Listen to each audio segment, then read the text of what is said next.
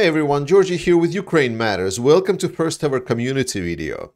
After I said that I'm going to change my format a bit and I'm going to do a separate topic, so one video at a time, people started proposing topics which I should probably talk about. So what we did, we actually created a whole new section in our Discord where you should join, where there's video suggestions or video requests, where you can post your request for a video and I will make a video about it, or at least answer your question if it's a very short one.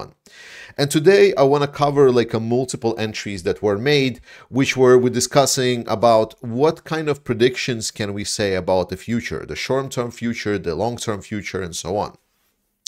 And the first kind of part that I want to start with, because it's a multi-layered question, was an angle that people took. Well, can Ukraine sustain a prolonged conflict? Can Ukraine still do it? Because there was some interviews, I believe, on Times Radio or somewhere else.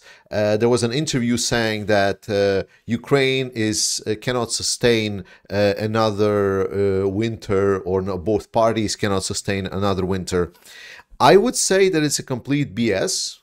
Mostly, I believe, is coming from, I believe the person that said it, he has like a history of overseeing like conflicts, like looking at the Serbian conflict in the Balkans in the 90s and yada yada.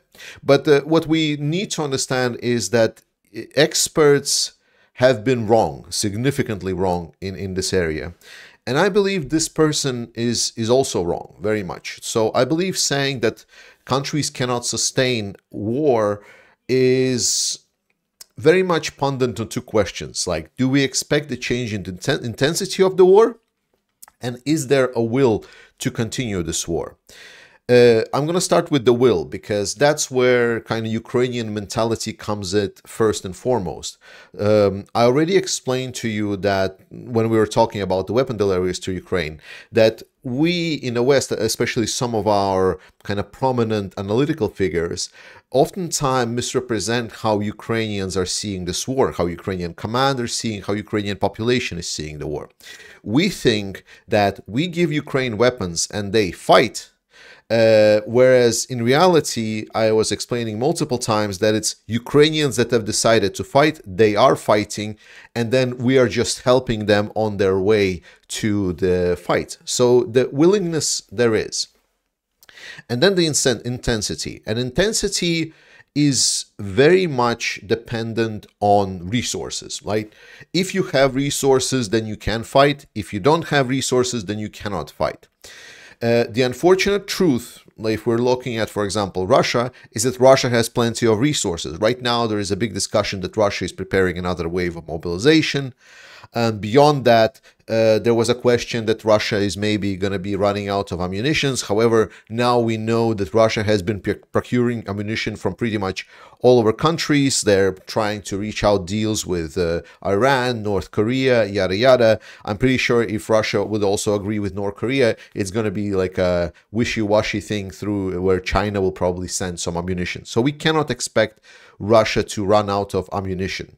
What we can expect, though, is that Ukraine will try to deplete key elements of Russian equipment, because what Russia needs essentially to win Ukraine, they need a flow of weapons that is comparable, if not larger, than what US is getting. Even sending in ammunition, even sending in like resources drip by drip through gray schemes is not nearly enough of what Russia needs. Especially because Ukraine is getting new capabilities like precision weapons, they're getting better intelligence, and we've seen the speed of Russian artillery decreasing, and while they probably have still thousands and thousands of pieces of artillery in the trunk, they are not eternal, because a lot of these artillery pieces are just there from historic perspective. But we still should expect there is a good at least 3,000 to 4,000 artillery pieces minimum remaining. With that said, or sorry, maybe it's even more, like maybe it's like tens of thousands, so don't quote me on that. Watch Cover Cabal video on Russian artillery. With that said, that means that Russia will not run out of equipment in the near future, and most probably not next winter and not next year. They will not run out of weapons, they will not run out of ammunition completely, so Russia can go on. Now Ukrainians, can Ukrainians sustain it? Do they have the equipment and everything else? Yes, they do, because we see that only kind of now the Western supplies are starting to flow into Ukraine. Only now some of the factories are starting to produce, and the unfortunate part for Russia is that what's starting to kick in is capitalism, right? I know that we in democracies are thinking that political parties and political leaders are maybe going to start considering dropping Ukraine as a valuable partner to support. But we also need to understand now that a lot of the producers of weaponry that are now producing equipment for Ukraine and ammunition and so on, they were agreeing and kind of expecting that Ukraine will continue fighting. War is a big business. So if there is long-term contracts made on delivery equipment to Ukraine, then the companies that agree to these contracts, they will not say, oh, wow, well, Ukraine is not fighting anymore, like we decided to make political, therefore we're not going to deliver it. And this is what was exactly happening like during the first half of the year. Ukraine was going around signing a lot of the long-term contract commitments. So without everything else, without even like not taking into account that Poland and the Baltics and everything else, right? So even if we say like US will stop supporting Ukraine, there's still going to be Poland probably buying equipment and then sending it to Ukraine or something like this. So there are options. So nothing shows that Ukrainian support is going to stop. Ukraine is just going to get more capabilities. And because of capitalism that we're all running, at some point, our weapons manufacturers are going to see significant profits, and they will be like, yep, time to go do business. So in that sense, I don't really see how this war is going to stop this winter. This war stops at some point, yes, when certain conditions for potential peace are met. But someone saying that it's like the conditions are here for this winter, I think it's just a fantasy delusion, because it was said as like, oh, there's going to be US and China that's going to come and sit to the table, and then they're going to kind of put and discuss like their superpowers, and Ukraine as Russia don't have any how do you say, like any kind of say about what are they doing and so on. We know that about both countries that is not the case. So unfortunately, that analyst, in my perspective, lives in his delusion world. Then there was a kind of question like, well, what if Putin dies tomorrow? Like how this will change the outlook? And the outlook would be that the war for sure is going to end. Russia and Russian territories will probably be thrown in a disarray, which is not something that we know that US wants. Like one of the main purpose, for example, why Ukraine's still not getting all of the weapons and so on, is that US wants to keep this war as controllable as possible. It's unfortunate. It's very unfortunate for Ukrainians, but that's just how it is. It's the imperfect things about this war. As much as, you know, for me, it is very emotionally significant for more Ukrainians not to die. That is not where the interests of the United States government are. And this is just something that we need to accept. But we're still on the same path. We still want Ukraine to be kept as a singular country. We still want Ukraine to keep its all territories, and we still need to make sure that Russia loses. But it's just one of the things that US doesn't want this to be an uncontrollable conflict. If Putin dies tomorrow, this basically takes the gloves off, and at that moment, it's already going to be uncontrollable situation for US. That's already like this, so on. And when there is a turmoil, like why everyone was looking at Prigozhin's attempted mutiny, so hopefully, because once there is an attempted mutiny or like a mutiny within Russia, you cannot fight war while also fighting a civil war. That's not how it works.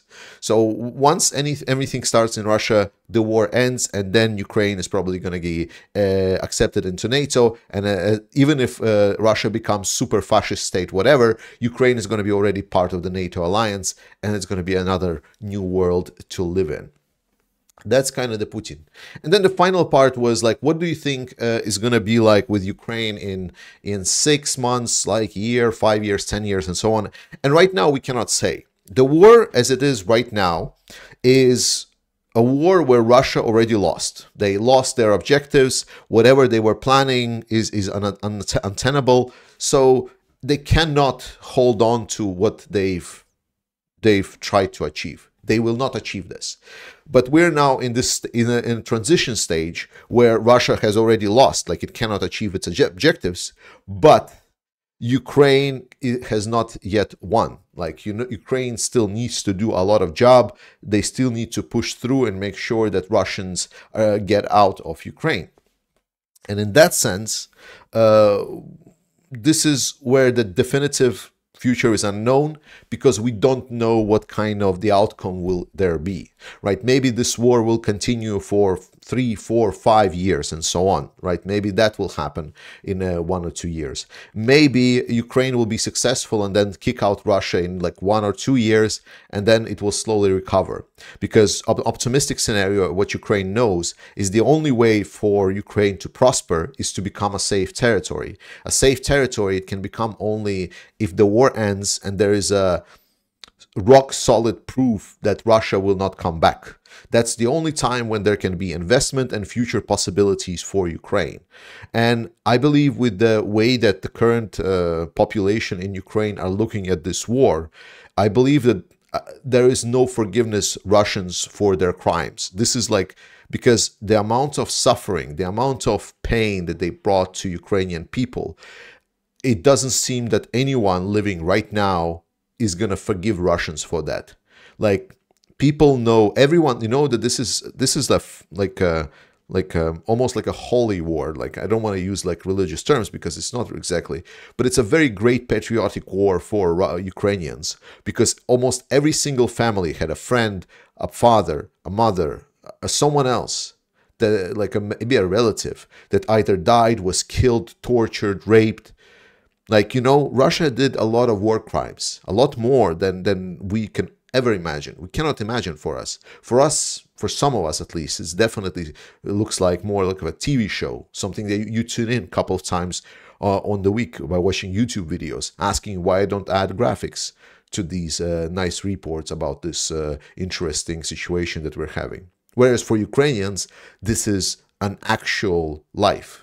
A situation where they're losing people and there is no way of getting them back. When they find out that their relatives were actually not missing, but there was actually Russians that tortured them for weeks, that tried to cut off like every nail of their finger one by one, smashing their hands. How to live with that? How would you forgive Russians for that? There is no forgiveness. And this is what I hear from Ukrainian society, that it gets hard. It gets really hard. But Ukrainian society is not society that's been born and raised and lived in like, fatty prosperity, like we perceived a lot of stuff in the West, where we have like a ruling class of the rich people that define. Ukrainian society is a society that can get through anything. They have proven that. Remember when there was a winter offensive of Russia, and when they bombed the living hell of the Ukrainian critical infrastructure? And I said to you, Ukrainians will get through it. They will find a way to heat their homes. They will find a way to get through this, and they will squeeze their arms very tightly around each other, hug each other, and keep together. And that's how they're getting through. And this is not something that a lot of Western analysts are still getting through their heads. There is no surrendering, and there is no forgiving Russia for what they did. And Ukraine is going to make sure that whatever future comes, it's going to be the positive one. Thank you so much for watching this video, guys.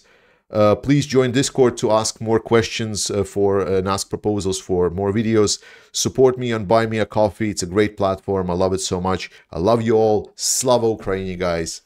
And I'll see you next time.